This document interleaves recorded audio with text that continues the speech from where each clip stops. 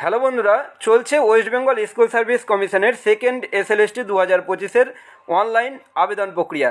তাই একদম ফ্রেশার্স এবং ইন সার্ভিস টিচাররা এসএলএসটি ফর্ম ফিল আপের সময় অবশ্যই মনে রাখুন এই সব তথ্যগুলো, কেননা ফর্ম ফিল আপ করতে গিয়ে কিছু তথ্যের সম্মুখীন হবেন যেটা আপনার অজানা বা কি করবেন বলে ভাবছেন সেটা কিন্তু বুঝতে পারবেন না। তাই এই তথ্যগুলো ফর্ম ফিল আপের সময় অবশ্যই জেনে রাখা ভীষণভাবে জরুরি। তো প্রথমে ফ্রেশার্স এবং ইন সার্ভিস টিচার প্রত্যেককেই রেজিস্ট্রেশন করতে হবে। রেজিস্ট্রেশন করলে একটা ক্যান্ডিডেট আইডি জেনারেট হবে। তাই মনে রাখবেন 9, 10 এবং 11, 12 যারা দুটো পরীক্ষাতেই বসতে চাইছেন তারা ফর্ম ফিল আপের সময় অবশ্যই ফর্ম ফিল আপ প্রসেসের শুরুতেই যে রেজিস্ট্রেশন প্রক্রিয়া, তো সেই রেজিস্ট্রেশন প্রক্রিয়াতে 9, 10 এবং 11, 12 দুটোতেই ক্লিক করবেন। কিভাবে করবেন দেখুন, প্রথমে এই অ্যাপ্লাই নাওয়ে ক্লিক করবেন। অ্যাপ্লাই নাও ক্লিক করার পর আপনাদের সামনে এরকম একটা পেজ ওপেন হবে। তো এইখানে রেজিস্টার হিয়ারে ক্লিক করবেন। রেজিস্টার হিয়ারে ক্লিক করলে আপনাদের সামনে নতুন একটি পেজ ওপেন হবে, on time registration for candidate. এখানে যে দেখতে পাচ্ছেন বেসিক ইনফরমেশন, এখানে I would like to apply for select at least one option, class level 9, 10 or class level 11, 12 দুটো অপশান রয়েছে। তো যারা যেটাতে যোগ্য, অর্থাৎ 9, 10-এর জন্য যদি যোগ্যতা যদি থাকে তাহলে 9, 10-এর জন্য করবেন, বা 9, 10, 11, 12 যদি দুটোতেই যোগ্যতা থাকে তাহলে দুটোতেই কিন্তু ক্লিক করে দেবেন। যাদের দুটোতেই আবেদন করবেন তারা অবশ্যই মনে রাখবেন এটা, যে তারা প্রথমে রেজিস্ট্রেশনের শুরুতেই প্রথমেই যে ক্লাস লেভেলটা সিলেক্ট করতে হবে তাদের দুটোই সিলেক্ট করে নেবেন। কেননা চেষ্টা করবেন একটাই ক্যান্ডিডেট আইডি জেনারেট করার। অনেকে প্রশ্ন করেছেন যে প্রথমে একটা করব তারপর আরেকটা করব, কিন্তু আমি বলবো যে আপনারা একটা ক্যান্ডিডেট আইডি জেনারেট করার চেষ্টা করুন এবং দুটো অ্যাপ্লিকেশন আইডি হবে, একটা ক্লাস লেভেল 9, 10-এর জন্য এবং ক্লাস লেভেল 11, 12-এর জন্য আরেকটা। তো ক্যান্ডিডেট আইডিটা একটাই জেনারেট করার চেষ্টা করুন, ঠিক আছে। তো এখানে প্রথমে দুটো সিলেক্ট করে নিলেন। দুটো সিলেক্ট করার পর এখানে নেম অফ ক্যান্ডিডেট, তারপর ফাদার্স নেম, তারপর ফিস পেমেন্ট গ্রুপে ক্লিক করবেন। ফিস পেমেন্ট গ্রুপে দেখতে পাচ্ছেন SC, ST, PH অথবা অল আদার। তো SC, ST, PH ক্যান্ডিডেট হলে তাতে ক্লিক করুন, বা OBC বা জেনারেল ক্যান্ডিডেট হলে সেখানে অল আদার ক্লিক করুন। তারপর জেন্ডার সিলেক্ট করে নেবেন। তারপর ইমেল অ্যাড্রেস এবং মোবাইল নাম্বার, এই দুটো কিন্তু খুব ভালো করে দেবেন, কেননা ইমেল আইডি এবং মোবাইল নাম্বার ভুল হলে কিন্তু ভেরিফাই হবে না। তাই এখানে ইমেল আইডি এবং মোবাইল নাম্বার দেওয়ার ক্ষেত্রে সেটা বারবার চেক করে নেবেন। তারপর ডেট অফ বার্থ দিয়ে দেবেন। তারপর রিলিজিয়ন সিলেক্ট করে নেবেন। তারপর হচ্ছে কমিউনিকেশন ডিটেলস অর্থাৎ অ্যাড্রেসটা দিয়ে দিলেন। এখানে অ্যাড্রেস দিয়ে দেওয়ার পর লগ ইন ইনফরমেশন, এখানে একটা পাসওয়ার্ড ক্রিয়েট করতে হবে। তো এখানে একটা পাসওয়ার্ড ক্রিয়েট করলেন, তারপর কনফার্ম করলেন পাসওয়ার্ডটা। তারপর এখানে আই এগ্রি অপশানে এখানে টিক মেরে দিলেন। তারপর এখানে রেজিস্টার অপশানে ক্লিক করে দিলেন। তাহলেই কিন্তু আপনাদের যে রেজিস্ট্রেশন প্রক্রিয়া সেই রেজিস্ট্রেশন প্রক্রিয়া হয়ে যাবে এবং একটা ক্যান্ডিডেট আইডি জেনারেট হবে। এই যে এইভাবে দেখতে পাচ্ছেন যে এইভাবে একটা ক্যান্ডিডেট আইডি জেনারেট হয়ে যাবে, ঠিক আছে। তো আপনাদেরকে জানিয়ে রাখি যে তারপর যে স্টেপ রয়েছে, কতগুলো স্টেপ রয়েছে, 6টা স্টেপ রয়েছে অ্যাপ্লিকেশন প্রক্রিয়া কমপ্লিট করার জন্য। কি কি সেই স্টেপগুলো? সেই স্টেপগুলো হচ্ছে ফটো উইথ সিগনেচার। এই যে দেখুন, ফটো আপলোড, এই যে 1 নম্বর স্টেপ হচ্ছে ফটো উইথ সিগনেচার হতে হবে। Step 2 email verification, step 3 mobile number verification, step 4 profile, step 5 application এবং স্টেপ 6 হচ্ছে পেমেন্ট। তো প্রথমে কি এই যে ফটোর কথা প্রসঙ্গে যদি আসি, তো অনেকে জানতে চাইছেন যে ফটোটা কীভাবে কত সাইজের মধ্যে রাখবো। তো দেখুন, আমাদের এই যে অফিসিয়াল ওয়েবসাইটে কিন্তু এই তথ্য দেওয়া রয়েছে যে ফটোটা হতে হবে, ফটো উইথ সিগনেচার যেটা করবেন সেটা হচ্ছে 30 থেকে 60 কেবির মধ্যে, 30 থেকে 60 কেবির মধ্যে ফটোটা হচ্ছে স্ক্যান করে নেবেন, ঠিক আছে। তো তারপর হচ্ছে ফটো এবং সিগনেচার আপলোড করবেন। তারপর ইমেল নাম্বার ভেরিফিকেশান হবে, তারপর মোবাইল নাম্বার ভেরিফিকেশান হবে, তারপর প্রোফাইল ক্রিয়েশন। তো online application form fill up করার ক্ষেত্রে যে প্রোফাইল ক্রিয়েশনে কী আছে? প্রোফাইল ক্রিয়েশনে আছে পার্সোনাল ডিটেল এবং হচ্ছে এডুকেশনাল ডিটেল, ঠিক আছে। এডুকেশনাল ডিটেল 4 নম্বর যে স্টেপ অর্থাৎ প্রোফাইল, সেই প্রোফাইলেই এরকম পাবেন হচ্ছে এডুকেশনাল ডিটেল। এখানে মাধ্যমিক, উচ্চ মাধ্যমিক, graduation, post graduation, bachelor of education অর্থাৎ বিএড আর অ্যাডিশনাল কোয়ালিফিকেশান, এই তথ্যগুলো আপনাকে দিতে হবে। তো অ্যাডিশনাল কোয়ালিফিকেশান যেটা রয়েছে এটা কিন্তু ম্যান্ডেটারি নয়, এটা আপনি চাইলে দিতেও পারেন, নাও দিতে পারেন, এটা ঠিক আছে। এবারে আসি আপনাদের যেটা সমস্যা হবে বা মনে হতে পারে, এখানে তো মাধ্যমিক, উচ্চ মাধ্যমিক নম্বর দিয়ে দিলেন। এবার গ্র্যাজুয়েশন এবং পোস্ট গ্র্যাজুয়েশন 9, 10-এর ক্ষেত্রে, নবম দশম শিক্ষক নিয়োগের ক্ষেত্রে গ্র্যাজুয়েশন এবং যে পোস্ট গ্র্যাজুয়েশন যে কোনো একটা হলেই হবে। তো সেই ক্ষেত্রে ধরুন গ্র্যাজুয়েশনের নম্বর কম আছে, পোস্ট গ্র্যাজুয়েশনে বেশি আছে, তাহলে এবার আপনার মনে হতে পারে যে কোনটা দেব। তো আপনাদেরকে আমি বলবো যে এইখানে গ্র্যাজুয়েশনের নম্বরটাও দিয়ে দিন, পোস্ট গ্র্যাজুয়েশনের নম্বরটাও দিয়ে দিন, ঠিক আছে? কেননা যেটা হায়ার নাম্বার সেটাই কিন্তু সেই অনুযায়ী কিন্তু আপনি নম্বরটা পাবেন, যে একাডেমিক নম্বরটা। আর 11-12-এর ক্ষেত্রে তো কোনো ব্যাপারই নয়, কেননা সেই ক্ষেত্রে তো পোস্ট গ্র্যাজুয়েশনের নম্বরটাই ক্যালকুলেট হবে, অর্থাৎ সেই অনুযায়ী একাডেমিক যে নম্বর সেটা পাবেন। তো এই ক্ষেত্রে এই প্রশ্নটা আসতে পারে আপনাদের যে কোনটা দেবো বা কোনটা দেবো না। তো এই ক্ষেত্রে কিন্তু আমি বলবো যে এই দুটোই দিয়ে দিন, তারপর বিএড ডিগ্রি সেটার যে ডিটেলস সেটা দিয়ে দিন, আর অ্যাডিশনাল কোয়ালিফিকেশান চাইলে দিতে পারেন বা নাও দিতে পারেন। এরপর হচ্ছে অ্যাপ্লিকেশন প্রক্রিয়া। তো অনলাইন অ্যাপ্লিকেশন প্রক্রিয়ার সময় যে 5 নাম্বার স্টেপ, সেখানে অ্যাপ্লাই নাও ক্লিক করলে এরকম আসবে অ্যাপ্লিকেশন ডিটেল। এখানে দেখতে পাচ্ছেন যে ক্যান্ডিডেট নেম এখানে চলে আসবে, এখানে ক্যান্ডিডেট নেম চলে আসবে, ক্যাটাগরি চলে আসবে, জেন্ডার চলে আসবে। এবার ক্লাস লেভেল এখানে যে কোনো একটা ক্লাস লেভেল সিলেক্ট করতে হবে, হয় 9-10 বা 11-12। তো প্রথমে আপনারা 9-10টা সিলেক্ট করে নিলেন। 9-10 সিলেক্ট করার পর, কেননা এই অ্যাপ্লিকেশন করার সময় এইটা মনে রাখবেন যে প্রথমে যখন 9-10টা সিলেক্ট করলেন, 9-10 সিলেক্ট করার পর প্রয়োজনীয় যে তথ্যগুলো আছে সেগুলো দিয়ে ফিল আপ করে পেমেন্ট করে দিতে হবে। তারপর আবার এখানে একই রকমভাবে 11-12টা সিলেক্ট করতে হবে, ঠিক আছে? তো আমি আপনাদের দেখাচ্ছি যে যারা ফ্রেশার্স ক্যান্ডিডেট তারা কী করবেন।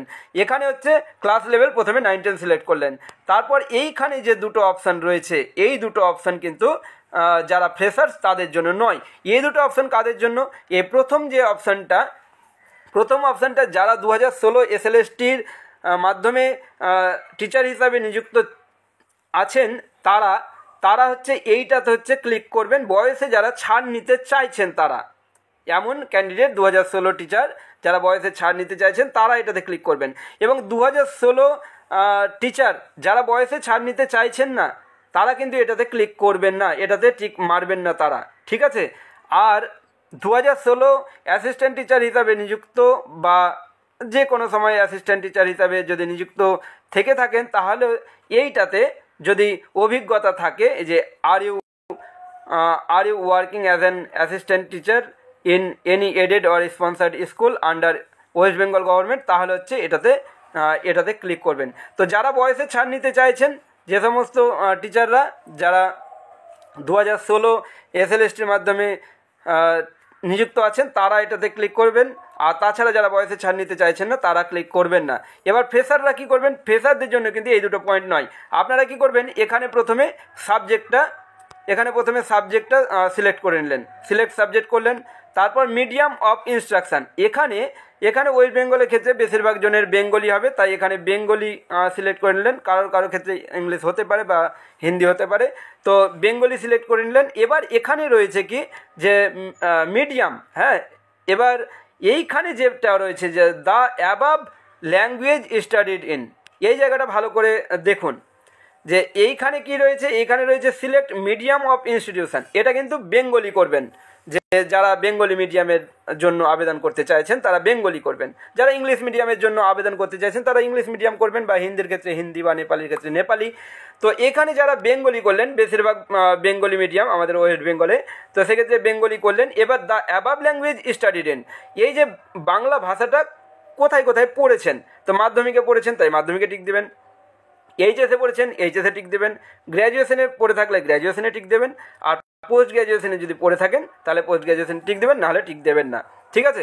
এ হলো যে এই ল্যাঙ্গুয়েজটা কোথায় পড়েছেন, the above language studied in, এই হলো এই জায়গাটা অ্যাপ্লিকেশনের। এরপর প্রিফার্ড ভেন্যু ডিস্ট্রিক্ট, এখানে যে কোন ডিস্ট্রিক্টে আপনি পরীক্ষা দিতে চাইছেন সেই ডিস্ট্রিক্টটা সিলেক্ট করবেন, ভেন্যু এরিয়াটা সিলেক্ট করে নেবেন। ভেন্যু এরিয়া যেমন কি যে একটা ডিস্ট্রিক্টের ক্ষেত্রে 2-3টে ভেন্যু এরিয়া থাকতে পারে, তো সেটা আপনারা সিলেক্ট করে নেবেন। এটা সিলেক্ট করার পর এখানে সাবমিট অপশানে ক্লিক করে দেবেন, এই যে সাবমিট অপশান এটাতে ক্লিক করে দেবেন। তারপর আপনারা চলে যাবেন পেমেন্টে। এরকম আপনাদের সামনে চলে আসবে পেমেন্ট অপশান, এই যে পে নাও, এই পে নাওয়ে ক্লিক করবেন। পে নাওয়ে ক্লিক করলে তারপর হচ্ছে পেমেন্টের যে মেথড অনলাইন পেমেন্ট, সেই অনলাইন পেমেন্ট করে দেবেন। এই যে পে ₹200 SC ক্যান্ডিডেটদের ক্ষেত্রে পে করে দিলেন, যে মেক পেমেন্ট এইভাবে পে করে দিলেন। পেমেন্ট কমপ্লিট হয়ে গেলে এখানে যে দেখতে পাচ্ছেন অ্যাপ্লিকেশন ফর্ম, সেই অ্যাপ্লিকেশন ফর্মটা ডাউনলোড করে নেবেন। তারপর 11-12 আবেদনের জন্য একই রকমভাবে চলে যাবেন স্টেপ 5-এ, দিয়ে স্টেপ 5-এ ক্লিক করবেন। তাহলে 11-12 আবেদনের জন্য আবার আপনারা এই যে অ্যাপ্লিকেশন ডিটেল, এখানে ক্লাস লেভেলটা আবার সিলেক্ট করে নেবেন, এখানে ক্লাস লেভেলটা সিলেক্ট করে নেবেন 11-12 দিয়ে, বাকি যে প্রসেস সেটা কিন্তু একদম একই প্রসেস রয়েছে। এবার আসি ইন সার্ভিস টিচারদের জন্য যে প্রশ্নগুলো, ইন সার্ভিস টিচাররা এখানে কি করবেন। এবারে দেখুন এইটা ইন সার্ভিস টিচারদের জন্য। তো এখানে আপনারা কি করবেন, এখানে প্রথমে ক্লাস লেভেলটা সিলেক্ট করে নেবেন, একবার ক্লাস লেভেল 19 করবেন, আর একবার পরবর্তী ক্ষেত্রে ক্লাস লেভেল 11-12 করবেন। আগে এই প্রসেসটা কমপ্লিট হবে তারপর। তো ক্লাস লেভেল 9-10 সিলেক্ট করলেন। তারপর এইখানে যারা 2016 মাধ্যমে নিযুক্ত টিচাররা রয়েছেন তারা এইখানে যদি বয়সে ছাড় নিতে চান তাহলে এখানে টিক মারবেন, কিন্তু যাদের বয়সে ছাড় নেওয়ার দরকার নেই তারা কিন্তু এটাতে টিক মারবেন না। আর যারা বয়সে ছাড় নিতে চাইছেন তারা এটাতে টিক মারবেন এবং এটাতেও টিক মারবেন, এবং যারা বয়সে ছাড় নিতে চাইছেন না তারা কিন্তু এটাতে টিক মারবেন না, শুধুমাত্র এটাতে টিক মারবেন। তবে এটা কিন্তু সমস্ত ইন সার্ভিস টিচার অর্থাৎ আপার প্রাইমারি 9, 10, 11, 12 সমস্ত টিচাররাই কিন্তু যদি এক্সপিরিয়েন্সের নম্বর পেতে চান তাহলে কিন্তু এইটাতে টিক মারতে হবে। এবার অনেকের প্রশ্ন যে যারা 9-10 লেভেলে চাকরি করেন তারা কি 11-12 এর জন্য কি এক্সপিরিয়েন্সের নম্বর পাবেন? হ্যাঁ, অবশ্যই পাবেন। তো প্রথমে 9-10টা সিলেক্ট করার পর তারপর 9-10 ফর্ম ফিল আপ হয়ে যাওয়ার পর আবার 11-12 করবেন, সেক্ষেত্রে একই রকম আমি বলে দিচ্ছি ধাপে ধাপে। তো এইখানে আপনারা ক্লিক করলেন, তারপর এক্সিস্টিং রোল নাম্বার, এখানে এক্সিস্টিং রোল নাম্বার, এই ক্ষেত্রে কি করবেন, এক্ষেত্রে আপনারা যে পরীক্ষার মাধ্যমে নিযুক্ত হয়েছেন চাকরিতে সেই রোল নাম্বারটা, অর্থাৎ ধরুন নবম দশমে শিক্ষক হিসাবে নিযুক্ত রয়েছেন, তাহলে নবম দশমের যে রোল নম্বরটা রয়েছে সেই রোল নাম্বারটা দেবেন। তারপর টিচার কোড, আপনার টিচার কোডটা দেবেন।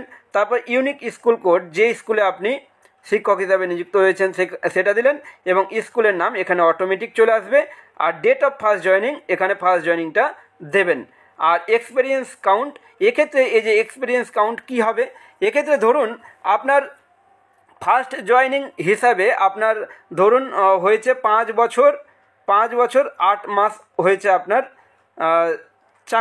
চাকরি করা। তো সেক্ষেত্রে এক্সপিরিয়েন্স ইয়ার, কমপ্লিটেড ইয়ার কত দিতে হবে, সেক্ষেত্রে কিন্তু আপনি যে কমপ্লিটেড ইয়ার সেটা এখানে 5 লিখবেন, ঠিক আছে, 5 লিখবেন, মানে কমপ্লিট ইয়ার কত হয়েছে সেটা লিখবেন এক্ষেত্রে, ঠিক আছে।